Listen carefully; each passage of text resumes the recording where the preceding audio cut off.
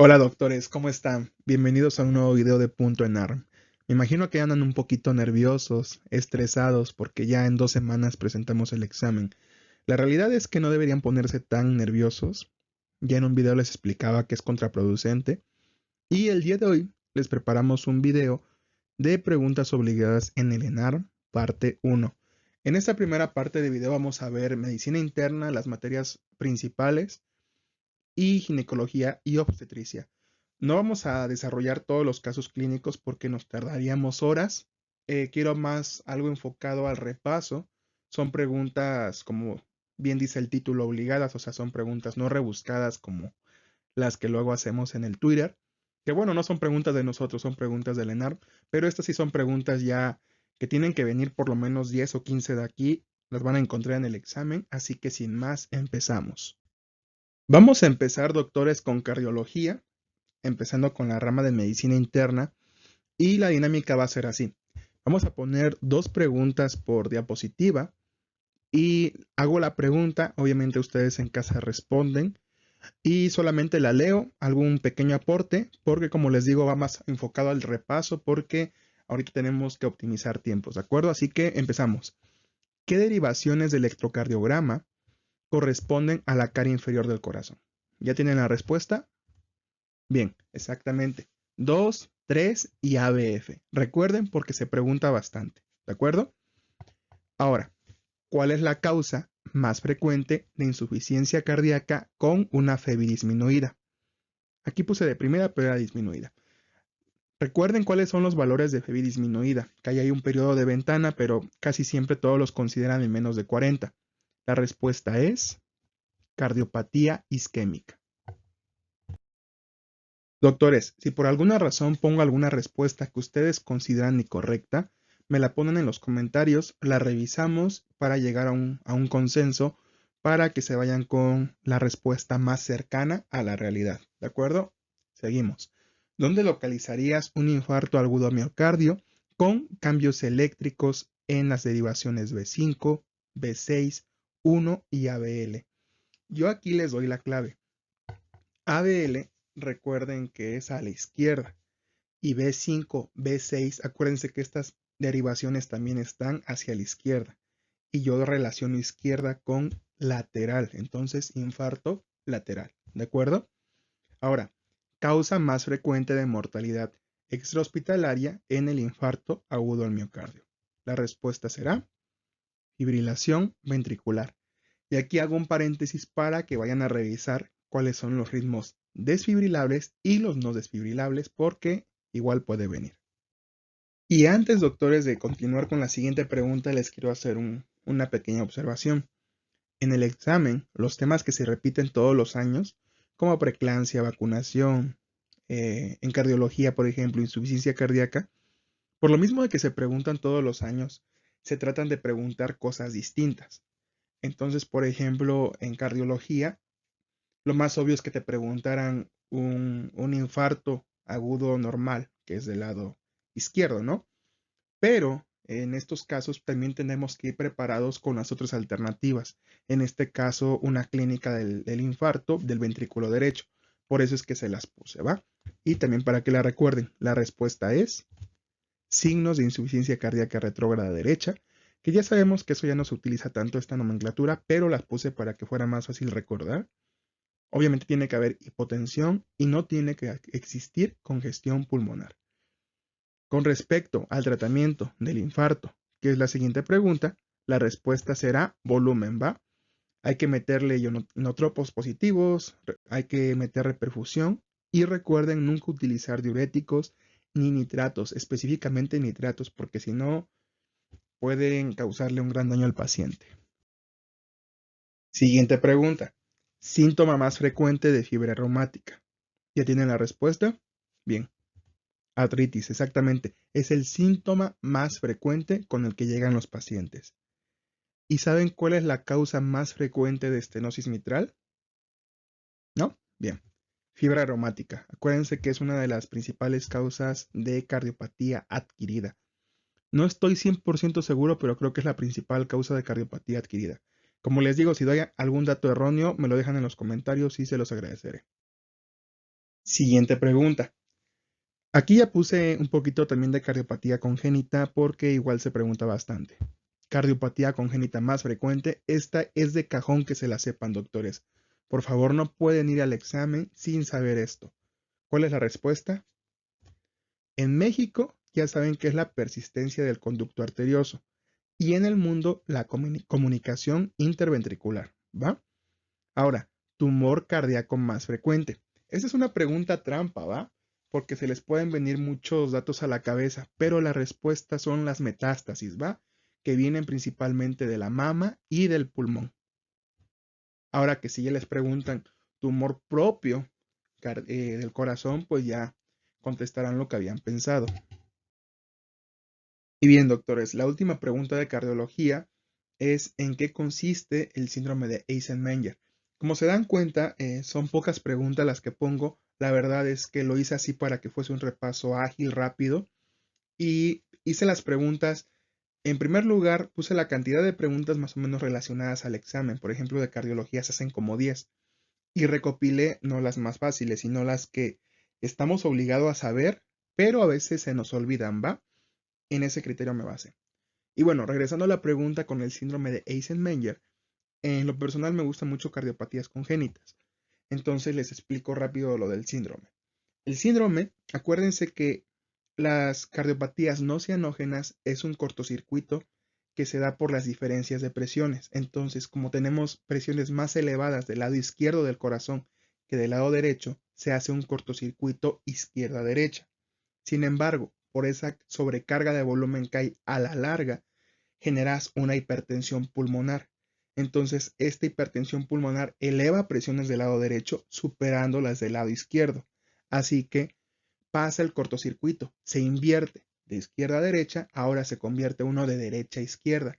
Esto hace que la cardiopatía se convierta en una cardiopatía cianógena ahora, de ser una no cianógena a una cianógena. Y además agregamos el factor de hipertensión pulmonar. Espero que haya quedado claro esta parte, pero lo tienen que conocer, ¿va? Continuando con digestivo, doctores, empezamos con la primera pregunta. Causa más frecuente de no cicatrización de úlcera péptica. La respuesta es, exactamente, tabaquismo. Segunda pregunta. Patrón típico de elevación de transaminasas en alcoholismo. Esto pregunta típica de internado, de vida diaria y de NARM, así que se la tienen que saber sí o sí. Y efectivamente, es la relación AST mayor a 2 que la ALT. Aquí la observación que les podría hacer es que a lo mejor no les ponen AST, les ponen GOT y GPT. ¿Yo cómo me acuerdo? Yo me acuerdo con esta mnemotecnia, aste, ojete. Entonces, eh, busco la palabra ojete y ya sé que es de AST, aste, ojete. No sé si me hayan entendido, pero ahí les comparto la mnemotecnia. La siguiente pregunta, dosis de paracetamol a la que aparece la necrosis hepática. Aquí las guías de práctica clínica se contradicen mucho en las dosis y esta información la saco del CTO, ¿va? Así que les comparto la respuesta que es más de 10 gramos, ¿va? Es la dosis necesaria. Pero si tu paciente es alcohólico, con dosis desde 2 gramos puede ocurrir la necrosis hepática. Continuando con hígado, tumor hepático benigno más frecuente y tratamiento. La respuesta es hemangioma. Recuerden que el hemangioma no requiere tratamiento a no ser de que sea asintomático. En ese caso, se hará tratamiento quirúrgico. Con respecto a endocrinología, empezamos con la primera pregunta. Única hormona hipofisiaria que presenta un control hipotalámico y la palabra clave es inhibitorio. La respuesta será prolactina. ¿Va?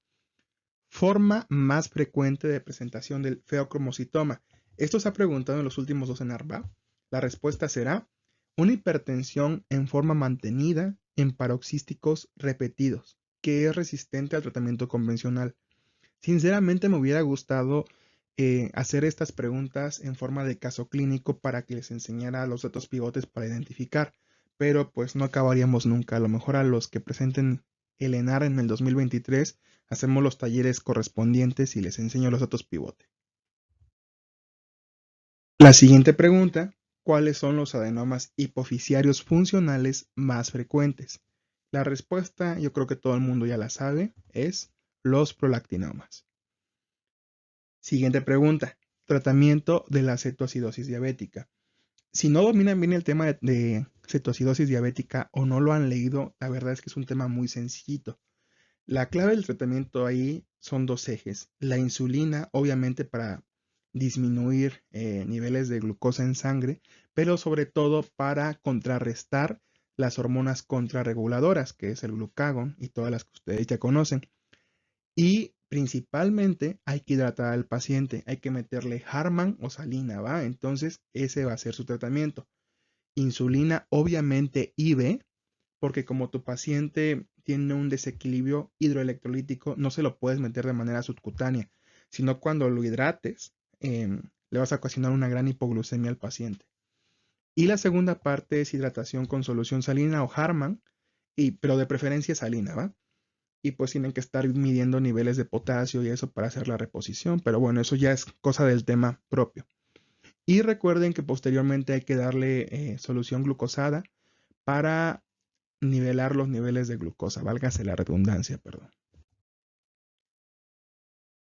Continuando con la parte de cetoacidosis, esto también se preguntó, creo que hace 2 años, causa más frecuente de muerte en niños con cetoacidosis diabética. La respuesta es edema cerebral. ¿Y cuál es la vida media plasmática de la albúmina? La respuesta será 20 días. Continuando con una pregunta correspondiente al fármaco más utilizado para la diabetes, el efecto adverso más severo de la metformina, y aquí vean la palabra clave, severo, ¿va?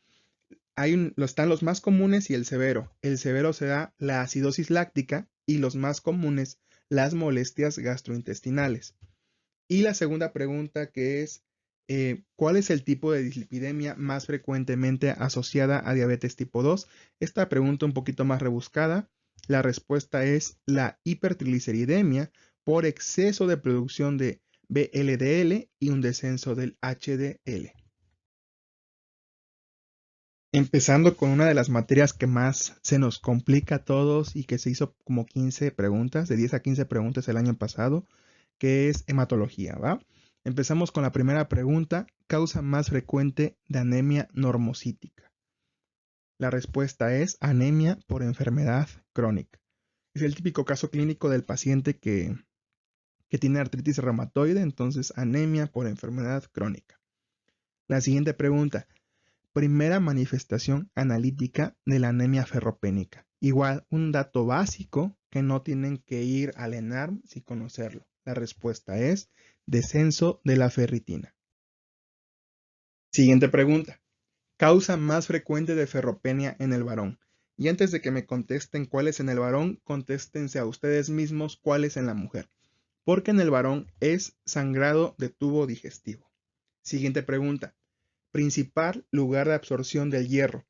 Y esta respuesta la compartí en Twitter hoy a las 2 de la tarde, hoy 11 de septiembre, y puse los lugares de absorción de los principales nutrientes. En primer lugar, el hierro, recuerden que se absorbe en el duodeno.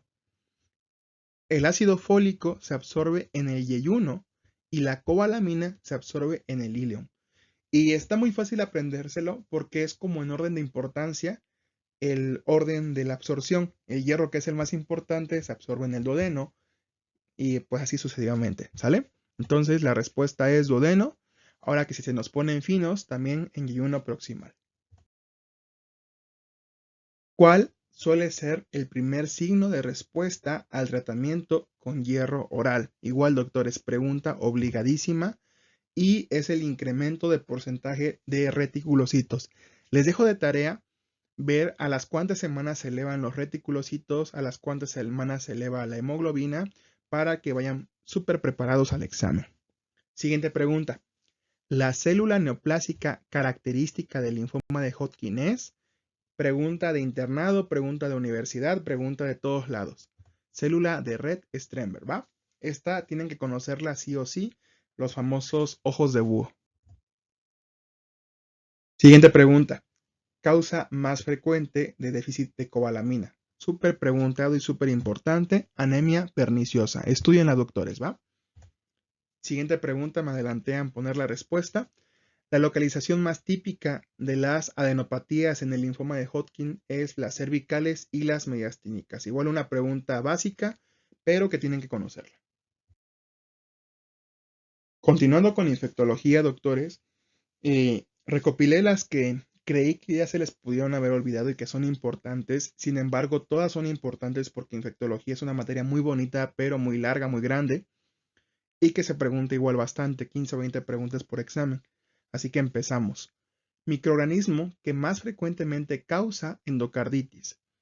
Ya saben la respuesta, Staphylococcus aureus. Aquí tienen que fijarse qué factores de riesgo les están poniendo en el caso clínico. Digo, para términos generales es Staphylococcus aureus, ¿va? Igual, si se les olvida algún agente causal y tienen la opción de Staphylococcus aureus, pongan esa porque aureus ocasiona un montonal de enfermedades. Siguiente pregunta. La localización extrapulmonar más frecuente de la tuberculosis. Esta pregunta yo ya la había hecho en el Twitter hace como 3 semanas y puse que era la urogenital y pues muchos me regañaron porque es la ganglionar. Y aquí explico. Si les ponen órgano más frecuente, pues, o sistema, tendría que ser el urogenital. Porque a veces el sistema ganglionar no se considera como órgano, ¿va? Entonces la respuesta pues sería urogenital. Sin embargo, los dejo a su criterio, ¿va? Porque si en mi caso me pusieran ambas respuestas, ganglionar y urogenital, yo pondría ganglionar, ¿va? Pero si me preguntan órgano, pondría urogenital. Como les digo, esto lo dejo a su criterio.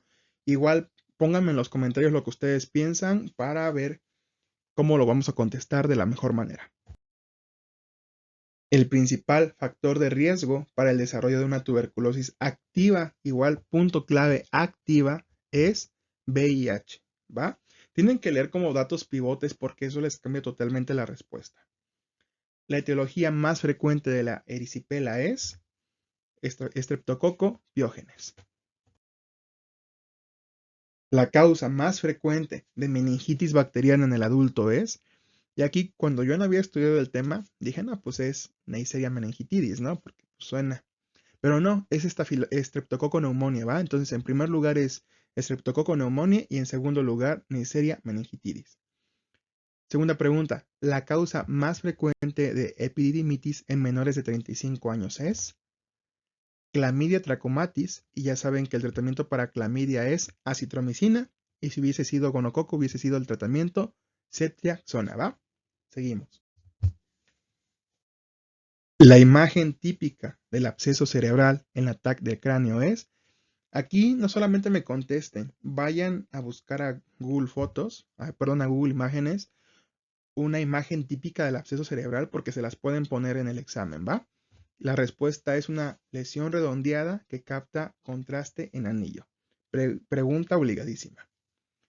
Otra pregunta muy obligada que igual se hizo hace un año, ¿los pacientes esplenotomizados tienen que recibir vacunas frente a encapsulados, ¿va? ¿Como cuáles? Neumococo, meningococo y hemófilus tipo B. Y aquí ya se pueden poner un poquito más finos y rebuscados que a las cuantas semanas se tiene que vacunar al paciente, que idealmente tiene que ser 4 semanas antes, pero si no se hizo, pues ni modo, aunque sea después. Para concluir con infectología, agente causal de enfermedad de Lyme, la respuesta es infección por Borrelia, ¿va? Doctores, aprovecho este pequeño huequito para decirles que se suscriban al canal, like al video si les está gustando el contenido, vamos a seguir haciendo más, nos vamos a quedar para el siguiente año también, o al menos eso esperamos, no sé si les esté gustando lo suficiente, perdón si por ahí a veces me trabo o tengo alguna dislexia, pero continuamos con nefrología, doctores. Es una especialidad que se pregunta poco, se hacen 2 o 3 preguntas, así que no hice mucho hincapié. Empezamos con la causa más frecuente de obstrucción bilateral de la vía urinaria es, esto parece más pregunta de urología, pero bueno, hiperplasia benigna prostática, ¿va? Hiperplasia benigna prostática. ¿Cuál es la clínica típica de la enfermedad de cambios mínimos en niños? Pregunta ultra rebuscada. La respuesta es síndrome nefrótico. Y de hecho, la enfermedad de cambios mínimos es la causa más frecuente de síndrome nefrótico en niños. Siguiente pregunta. Un diabético sin retinopatía diabética ni alteraciones urinarias previas presenta síndrome nefrótico. ¿En qué debemos sospechar? Obviamente ya sabemos que las afectaciones que se dan principalmente en la diabetes son por daños en la microvasculatura, pero en este caso, al no tener retinopatía diabética, nos está descartando esos daños. Así que debemos de pensar en una nefropatía membranosa, ¿va? Y para que quede claro cuántos gramos se pierden en el síndrome nefrótico y nefrítico, que obviamente no son valores exactos, hay otros criterios, pero los puse para que fuera como un punto de corte, ¿va? En el nefrítico son menos de 3.5 gramos al día y en el nefrótico son más de 3.5 gramos al día. Y con nefrología terminamos la parte de medicina interna. Va a haber una parte 2 del video, como les digo, con cirugía y pediatría. Perdón por no meter todas las materias, son muchas y no quería hacer un video tan largo, su tiempo es oro. Así que empezamos con ginecología y obstetricia, que aquí sí me extendí más porque se pregunta bastante, ¿va? Causa más frecuente de amenorrea primaria. La respuesta son disgenesias gonadales. Y pues, ¿cuál es la disgenesia gonadal más frecuente? No sé si se acuerden. Exactamente, síndrome de Turner. Más adelante viene una pregunta, pero síndrome de Turner lo tienen que conocer sí o sí porque todos los años se pregunta. Siguiente pregunta. Cáncer de ovario más frecuente en el síndrome de Swyer. La respuesta es gonadoblastoma. Y aquí revisen, les encargo, cuál es el cáncer en síndrome de Swyer, que ya quedamos que es gonadoblastoma, pero cuál es el cáncer en síndrome de Meigs, porque a veces ahí se suelen confundir bastante, pero lo tienen que conocer.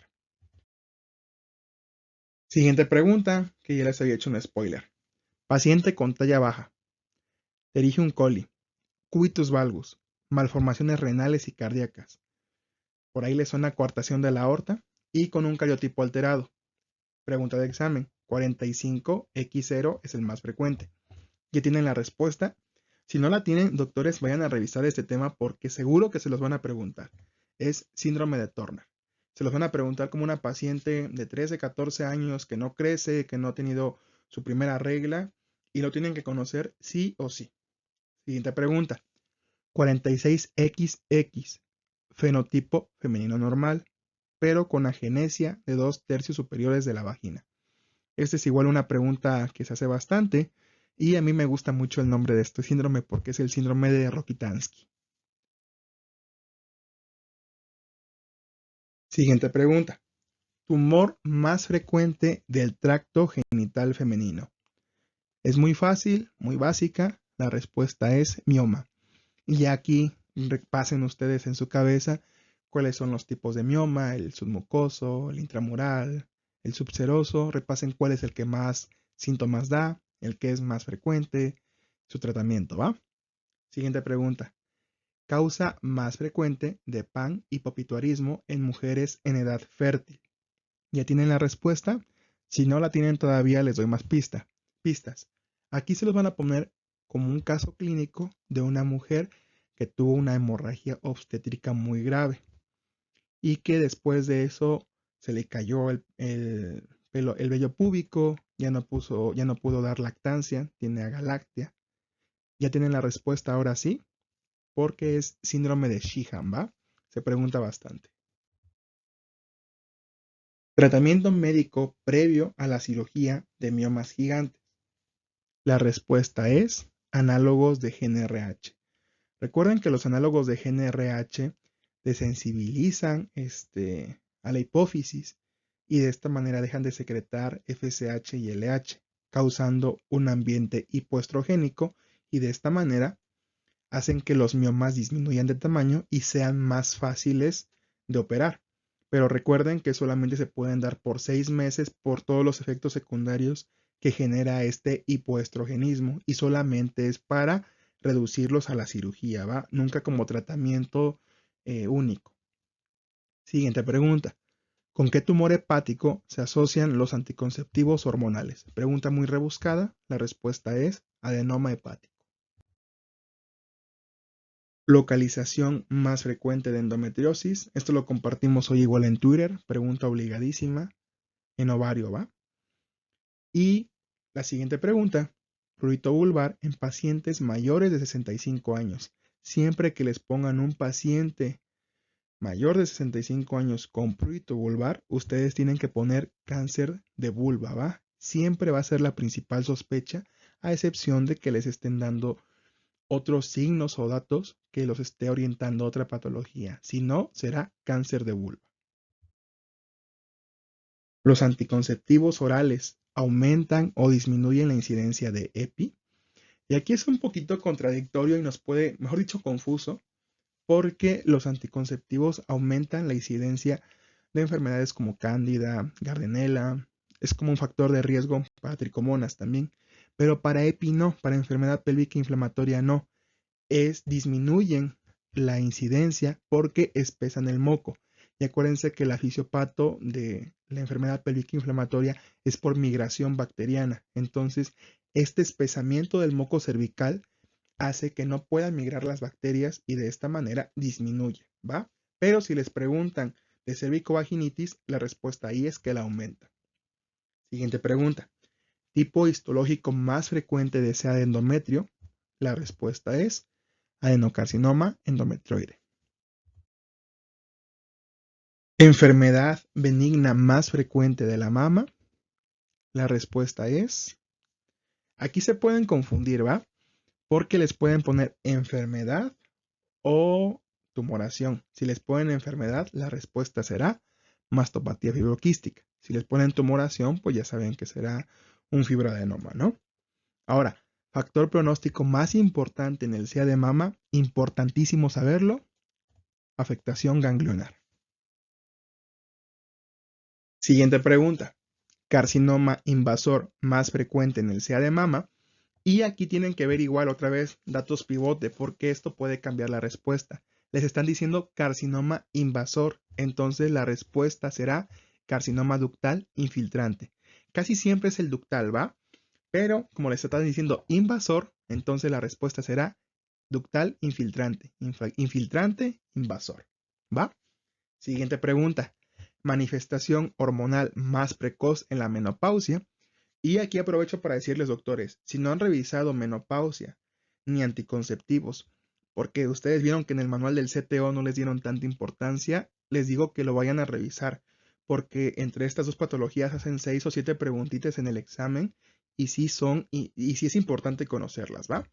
La respuesta será un incremento de FSH. ¿Por qué? Porque pues disminuye el estradiol, los estrógenos, entonces la FSH trata de compensar estimulando, pero pues ya no se va a poder. Ya pasando con la última materia que veremos hoy, o la última especialidad, mejor dicho, obstetricia, ¿en qué semana aparecen niveles máximos de la HCG? Y antes de que me contesten esto, investiguen también en qué semana aparecen en orina y aparecen en sangre, que ya saben que son a las 3 semanas en sangre y a las 5 en orina, ¿va? Pero bueno, los niveles máximos aparecerán en la semana 10. Siguiente pregunta. ¿Causa más frecuente de aborto precoz? Todo el mundo lo tiene que saber sí o sí. Anomalías ovulares.